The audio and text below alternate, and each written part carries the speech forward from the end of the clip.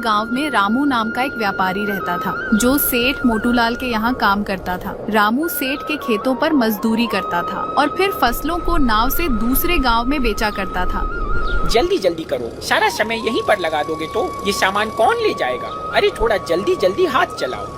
हाँ मालिक, सारा सामान नाव पर रख दिया है, बस ये कुछ चावल के बोरे ही रह गए हैं, बस इनको भी रखकर हम तुरंत ही निकल जाएंगे। हाँ ठीक है, जल्दी करो। अरे बिरजू कहाँ गया? कहीं दिख नहीं रहा है। वो मालिक बिरजू इस ठंड में अचानक बेहोश होकर गिर पड़ा था, इसलिए हम उसे घर छोड़ आए। अरे तो तुमने मुझे क्यों नहीं बताया? घर क्यों भेज दिया? मालिक मैं हूँ कि तुम बताओ जरा। आप मालिक?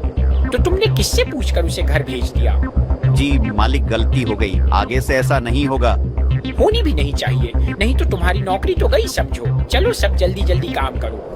रामू भाई, आज तो बहुत ठंड लग रही है, मेरे तो हाथ ठीक से काम ही नहीं कर रहे। हाँ भाई, सारा मामला तो पेट का ही तो है। अगर यह भूख ना होती तो मैं तो इस ठंड में घर से बाहर ही नहीं निकलता, पर क्या करें, जब भगवान ने पेट दिया है तो इसके लिए तो यह सब करना ही पड़ेगा। हाँ भाई शंकर, हम गरीबों के पास इस ठंड में काम करने के सिवा कोई और रास्ता भी तो नहीं है। काम करें तो कुछ पैसे मिले, एक ये हमारा मालिक है जिसके पास हम गरीबों के ऊपर जरा सा भी दया भाव नहीं है। इतनी ठंड में दिन रात हमसे काम लेता है और खुद तो सारा दिन बंद घर में घुसा रहता है।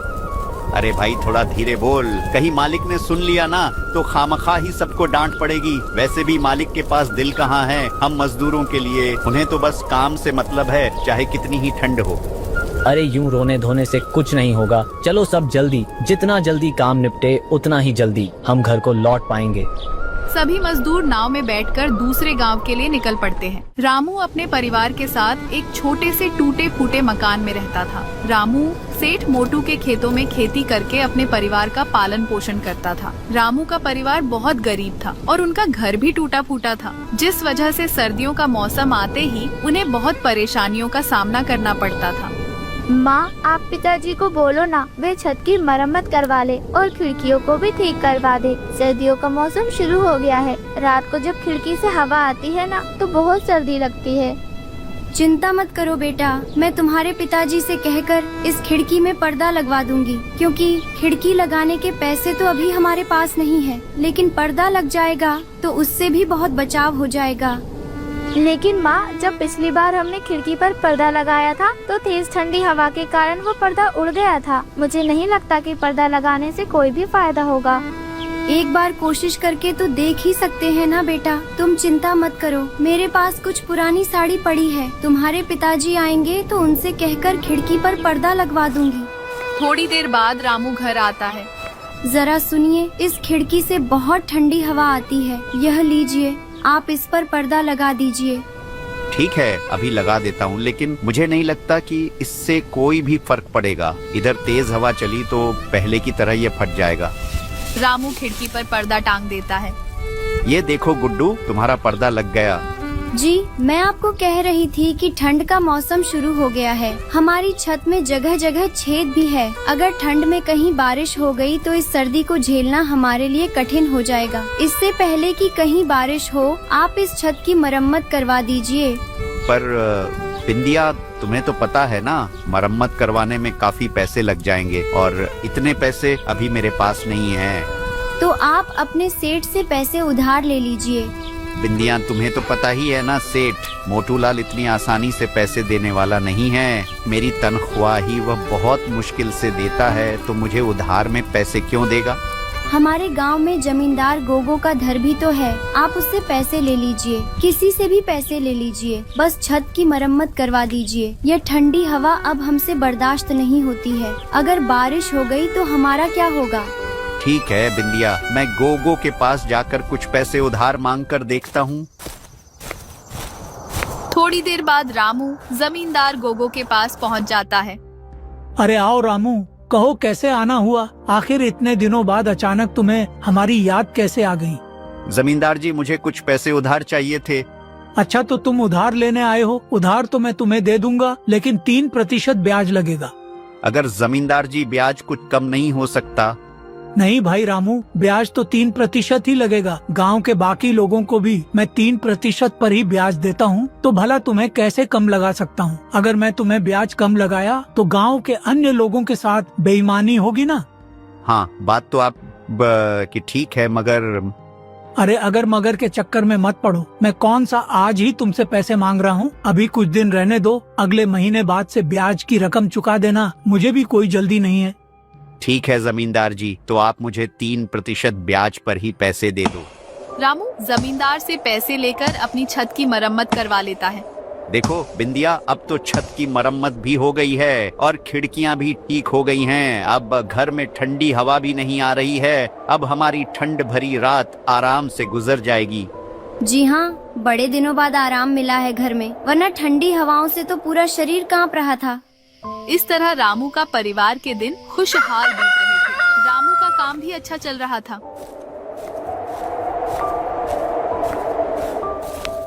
कहिए मुंशी जी, क्या चल रहा है? सब ठीक तो है ना? जी हुकुम, सब ठीक है। और भला आपके डर से कौन गलती कर सकता है? हाँ, डर जरूरी है, नहीं तो जमींदारी नहीं चलेगी। आज की जो भी आमदनी होगी वह मुझे बता देना। वही तो देने आया हूँ हुकुम, लेकिन एक छोटी सी दिक्कत है, एक जने को लेकर। दिक्कत किस वजह से हो रही है तुमको दिक्कत? हुकुम, वो हमारे गांव के मदन को लेकर उसने पिछले ही साल हमसे नाव खरीदने के लिए पैसे उधार लिए थे। हाँ तो क्या हुआ? उसने उधार सही समय पर नहीं भरा क्या? अरे हुकुम, भरता कैसे, उसका कारोबार ही ठप हो गया। सुना था कि उसकी दुकान में चोरी हो गई थी, जिससे उसे बहुत घाटा हुआ और अब वह उधार नहीं भर पा रहा। अच्छा ऐसा है तो जो उसने नाव खरीदी है उसे उठा लो। गोगो बहुत ही चालाक और लालची जमींदार था। पहले गांव की लोगों को बड़े भारी ब्याज पर पैसे देता था और ब्याज ना चुका पाने पर उनके घर, खेत खलिहान सब हड़प लिया करता था। यह पैसा रखो, जमींदार का आदमी आएंगे तो उन्हें यह पैसे दे देना। और कब तक देना होगा जी? गुड्डू अब बड़ा हो रहा है, उसकी पढ़ाई के लिए भी तो कुछ जमा करना होगा ना। और ज्यादा दिन नहीं, लगभग सब चुकता हो ही गया है। बस भगवान की कृपा से इसी तरह काम चलता रहा ना तो अगले आने वाले 3 महीनों में हमारा सारा कर्जा चुकता हो जाएगा। भगवान करे ऐसा ही हो। गुड्डू कहाँ है? वह पढ़ रहा है। उसका अच्छे से ख्याल रखना, आखिर वही हमारे लिए सब कुछ है। चलो मैं अब निकलता हूँ, नहीं तो काम में देरी हो जाएगी। अच्छे से जाइएगा।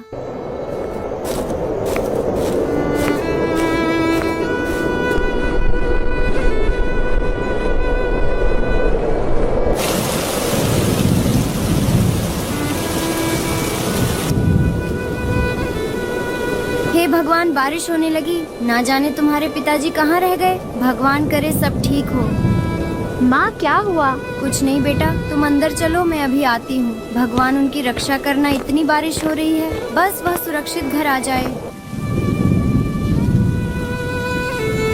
अरे थोड़ा सा खा लो ना बेटा, नहीं तो ये खाना बर्बाद हो जाएगा ना बेटा। माँ मुझे भूख नहीं लगी है। रात बहुत बड़ी है बेटा, अगर अभी नहीं खाओगे तो रात में भूख लग जाएगी। माँ आप क्या खाएंगी? बस आपके पापा आ जाएं, तब हम एक साथ खा लेंगे, लेकिन तुम खाकर सो जाओ। लगता है तुम्हारे पापा आ गए, मैं दरवाजा खोलकर आती हूँ। जी आप कौन? क्या यह रामू का घर है? हाँ कहिए। आज नदी से नाव ले जाते समय बीच रास्ते में नाव पलट गई। नाव पलट जाने से रामू की उस नदी में ही मौत हो गई। नहीं, ऐसा नहीं हो सकता।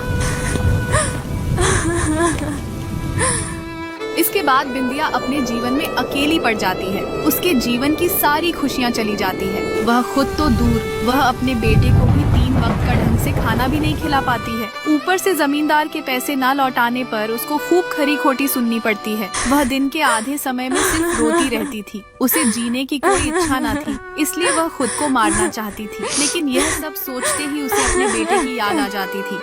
अगर मैं भी चली गई तो मेरे बच्चे को कौन देखेगा? नहीं, मैं कमजोर नहीं पड़ सकती। मुझे जीना होगा अपने बेटे के लिए। मुझे अपने बेटे के लिए जीना ही पड़ेगा। लेकिन कुछ भी करूं, कुछ पैसे तो चाहिए ही। वो मैं कहां से लाऊंगी? जमींदार बाबू को तो वैसे ही पैसे देने हैं। अगर उनसे मांगूंगी तो क्या वह देंगे? जो भी हो, एक बार बोलकर देखती हूँ, हो सके दे दे। रामू का और कितना पैसा निकल रहा है जो उधार लिया था? उसका 80% तो चुका दिया। अगर आज वह जिंदा होता तो शायद बाकी का उधार भी चुका देता। लेकिन उसके मरने से मेरा पैसा नहीं मिलेगा। वैसे भी बहुत समय हो गया है, अगर जरूरत पड़ी तो अब उसका घर बेचकर पैसे लेना होगा। अगर हम घर ले लेंगे तो वह लोग रहेंगे कहाँ? ये मेरा सर दर्द नहीं है, वह उन्हें समझने दो। मैंने जो कहा है वह जाकर करो।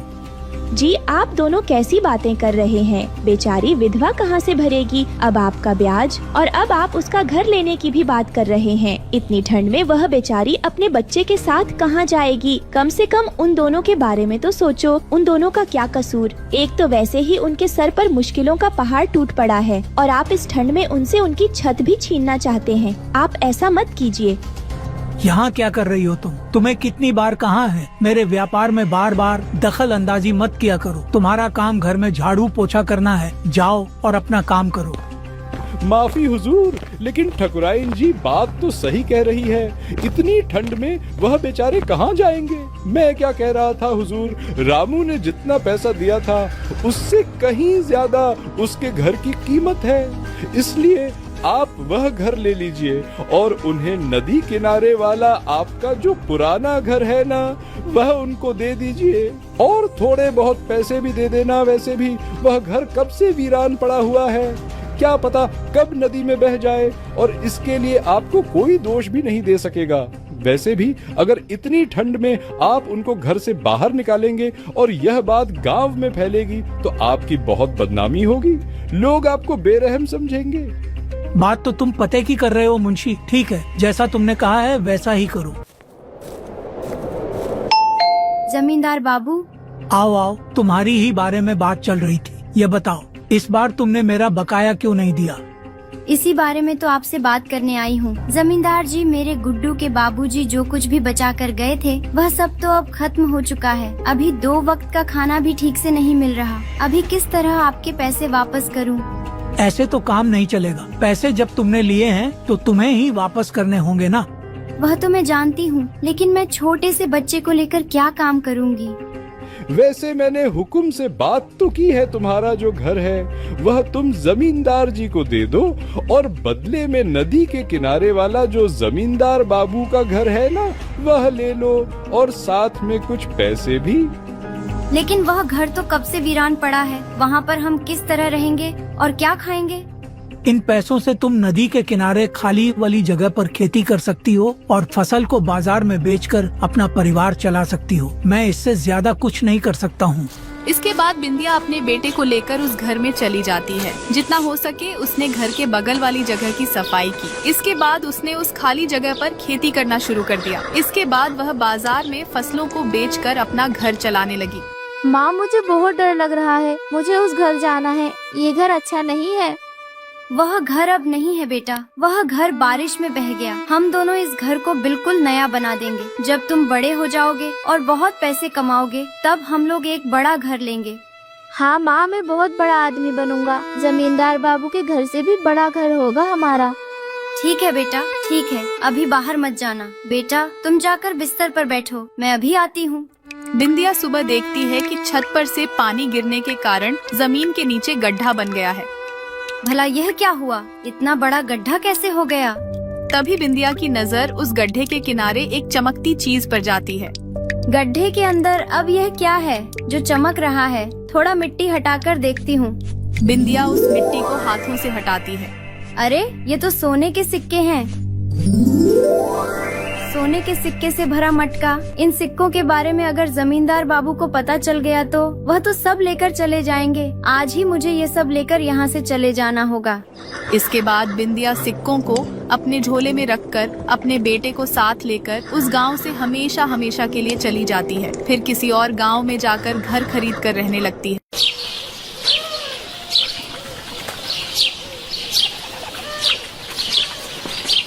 एक हरियालीपुर गांव में एक मिट्टी का घर था जो गरीब रामू किसान का था। रामू किसान अपनी पत्नी और बेटी गुड़िया के साथ घर में बैठा था। बाहर जोरदार बर्फबारी हो रही थी। बेटी, बर्फ का मौसम साल दर साल कठिन होता जा रहा है। हमारे खेत पहले ही ठंड से बर्बाद हो चुके हैं। पता नहीं इस बार ठाकुर साहब का कर्ज कैसे चुकाऊंगा। भगवान हमारी सुनेंगे भी या नहीं। बाबा, आप चिंता मत करो, हम सब मिलकर कोई ना कोई रास्ता निकाल लेंगे। लेकिन रामू, अगर इस बार ठाकुर साहब ने हमारी जमीन छीन ली तो हम कहाँ जाएंगे? ठाकुर साहब ने साफ कह दिया है कि अगर 3 दिनों में कर्ज नहीं चुका पाए तो वे हमारी जमीन छीन लेंगे। भगवान पर भरोसा रखो, कोई न कोई चमत्कार होगा। मैं कल जंगल से लकड़ियाँ लाऊंगा, शायद कुछ पैसे मिल जाएं।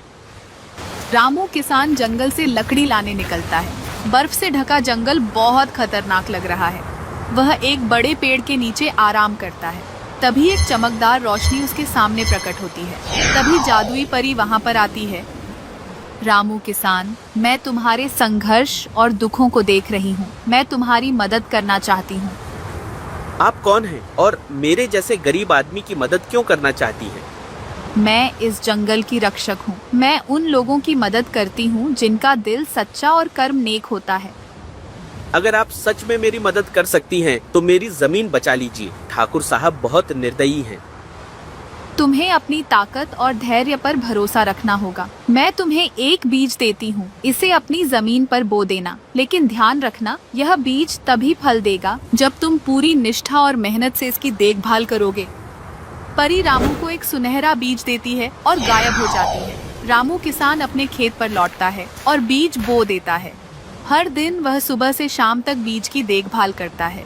गुड़िया बेटी भी उसकी मदद करती है, लेकिन ठाकुर को यह बात पता चल जाती है। रामू, तुम्हारी इतनी हिम्मत कि तुम मेरी जमीन पर कोई जादू टोना करो। यह जमीन अब मेरी है। ठाकुर साहब, यह मेरी पुश्तैनी जमीन है, मैं इसे नहीं जाने दूंगा। अगर तुमने 2 दिन में मेरा कर्ज नहीं चुकाया तो मैं तुम्हारी जमीन छीन लूंगा। रामू मायूस होकर घर लौटता है। जादुई बीज से एक नन्हा पौधा निकलता है। गुड़िया उसे देखकर खुश हो जाती है। बाबा देखो, पौधा उगाया है।